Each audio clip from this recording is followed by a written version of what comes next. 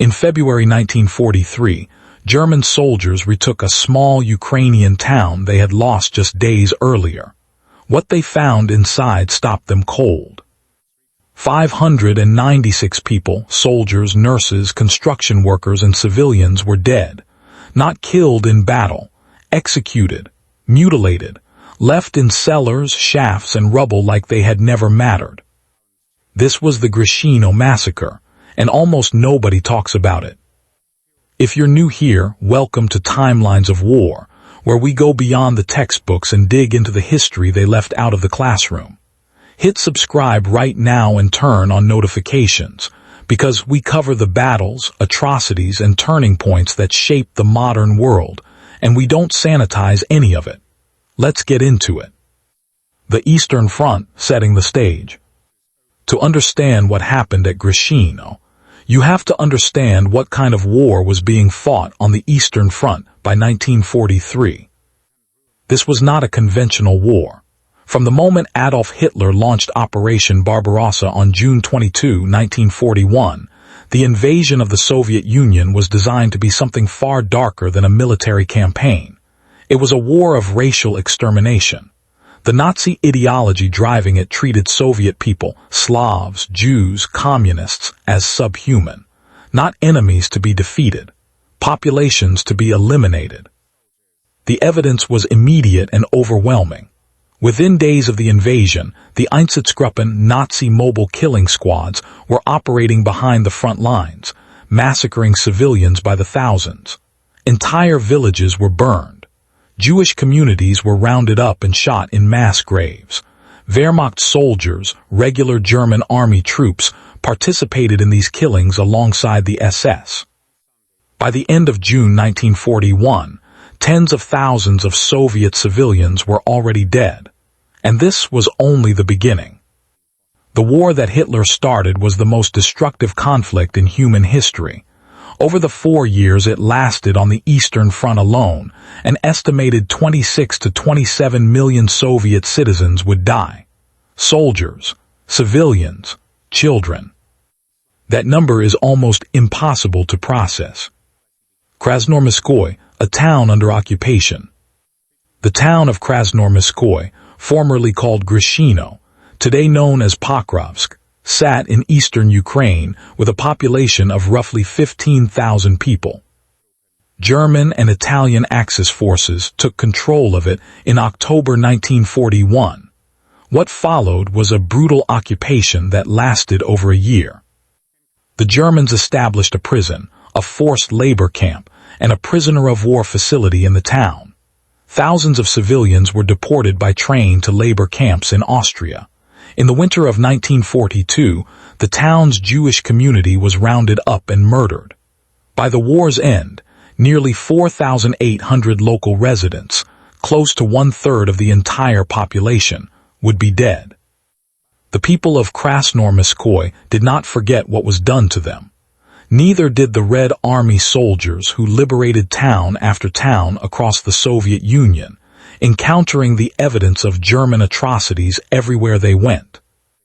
The tide turned Stalingrad and the Soviet surge. By early February 1943, everything had changed. The catastrophic German defeat at Stalingrad had shattered the myth of Nazi invincibility. Field Marshal Friedrich Paulus had surrendered the entire German Sixth Army, over 300,000 men, in the ruins of that city.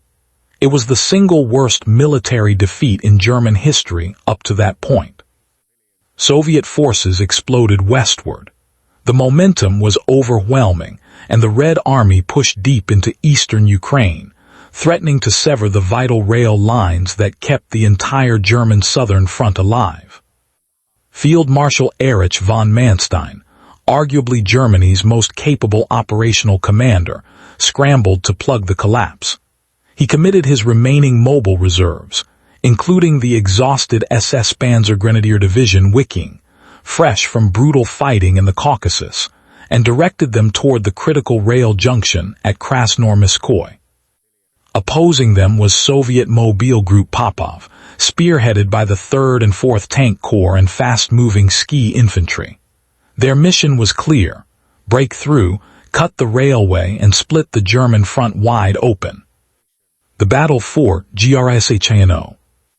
During the night of February 10, 1943, Soviet forces from the 4th Guards Tank Corps overran German positions in and around Krasnoarmskoye. The German lines collapsed faster than anyone could organize a defense. In the chaos of that retreat, a significant number of German personnel were left behind. Wounded soldiers lying in a field hospital, medical staff, rear area support workers, construction workers, Allied Axis troops from Italy, Romania, and Hungary, German civilian officials, local Ukrainian workers who had collaborated with the occupation. None of them made it out. On February 14, SS Panzer Grenadier Regiment Germania launched a counterattack, fighting brutal street-by-street combat through the shattered town. Soviet armor pressed hard toward the rail yards. Artillery pounded buildings into rubble. Close quarters fighting raged for days. The town changed hands repeatedly under horrific conditions. On February 18, 1943, German forces finally retook Krasnoarmskoye. What they found there would haunt the survivors for the rest of their lives. The massacre. German military investigators moved through the ruined town and compiled what they found in formal reports. The numbers were staggering. 596 people had been killed during the Soviet occupation. Among them, 406 German soldiers, 58 German military construction workers including 2 Danish nationals, 89 Italian soldiers, 9 Romanian soldiers, 4 Hungarian soldiers, 15 German civilian officials, 7 civilian workers, and 8 Ukrainian collaborators. In the cellar of the main railway station, approximately 120 men had been herded into a storage room and executed with machine guns. Bodies were found in courtyards, collapsed basements, and ruined buildings across the entire town. A military judge with the 333rd Infantry Division, Willy Knobloch, personally inspected the site. His written testimony described scenes of extreme violence inflicted on wounded soldiers who could not defend themselves, men whose bandages had been ripped away, amputees left to die. In one shaft filled with bodies, investigators found no gunshot wounds at all, raising the horrifying possibility that some victims had simply been thrown in alive. The nursing staff, women wearing Red Cross insignia, had been targeted with particular savagery. The German reports described acts of sexual violence and mutilation that go well beyond what any conventions of war could even attempt to address. Investigators also noted that rings had been removed by cutting off fingers, personal possessions stripped. The wounded, defenseless, and non-combatant were shown no mercy whatsoever. Now here is where this story demands honest reckoning, because context matters. The Nazi regime had invaded the Soviet Union promising a war of annihilation. They had delivered on that promise. Einsatzgruppen massacres, mass starvation of Soviet POWs, over 3 million Soviet prisoners of war died in German captivity, the systematic murder of Jewish communities, the burning of villages, the deportation of civilians into forced labor. In Krasnoarmskoye itself, the occupiers had murdered nearly 1/3 of the entire civilian population before a single Soviet soldier entered the town seeking revenge. Joseph Stalin, in a speech delivered in November 1941 beneath Moscow in the Mayakovsky metro station, had called on Soviet forces to show no mercy to German occupiers, to eliminate them to the last man. Those words carried enormous weight in a military where political officers monitored compliance with ideology and where hatred of the invaders had been burning for 2 years. Some Soviet units reportedly operated under informal policies that incentivized the killing of prisoners, promises of leave, decorations, and promotions. The Eastern Front had, by 1943, dissolved into something that barely resembled war in any legal or moral sense. None of that makes what happened at Grishino acceptable. The murder of wounded soldiers, medical staff, and unarmed civilians is a war crime, full stop. The men and women who died in those cellars and shafts were, in many cases, people who had no direct involvement in the atrocities the German regime committed. Construction workers, nurses, Allied soldiers from Italy, Romania, and Hungary who found themselves in a town that became a killing ground.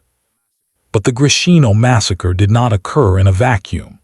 It occurred at the end of a chain of documented, systematic, ideologically driven German mass murder that stretched back to the first days of Barbarossa. German propaganda and the aftermath. The Nazi regime moved quickly to exploit the massacre.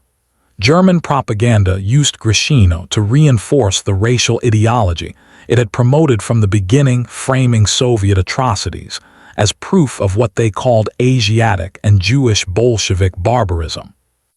The cynicism of that framing is almost breathtaking. A regime that had spent nearly 2 years systematically murdering millions of civilians was now presenting itself as the victim of savagery. The war ground on for 2 more years. Germany never recovered the strategic momentum it lost at Stalingrad. Von Manstein's counteroffensive in early 1943 temporarily stabilized the Southern Front, but the arc of the war had decisively bent against the Third Reich. The Second World War in Europe ended on May 8, 1945, with Germany's unconditional surrender. More than 5 million German soldiers had died, roughly 2 million German civilians. Most of them perished not defending their homes, but serving a regime that had launched a war of conquest and extermination in the name of racial supremacy, and lost. The Soviet Union emerged from the war having suffered losses almost beyond human comprehension, and having defeated, at incomprehensible cost, the most dangerous military machine Europe had ever produced. The 596 dead at Griscino represent one of the darkest single episodes of atrocity committed against German personnel during the entire war. It is also a story almost entirely absent from mainstream Western accounts of World War II. History doesn't come wrapped in clean moral packaging. The Eastern Front was a furnace built by ideology, fueled by hatred, and fed by years of escalating horror on both sides, horror that began with one deliberate decision made in Berlin in June 1941. That is why we tell these stories, not to justify, not to condemn selectively, but to understand what total war actually looks like when 2 ideologically driven systems collide, and why the world cannot afford to repeat it. If this episode opened your eyes to a chapter of World War II you had never heard before, share it. These stories deserve to be known. Subscribe to Timelines of War for more deep dives into the battles, atrocities, and turning points that define the modern world. Drop your thoughts in the comments. What do you think history gets wrong about the Eastern Front? We'll see you in the next episode.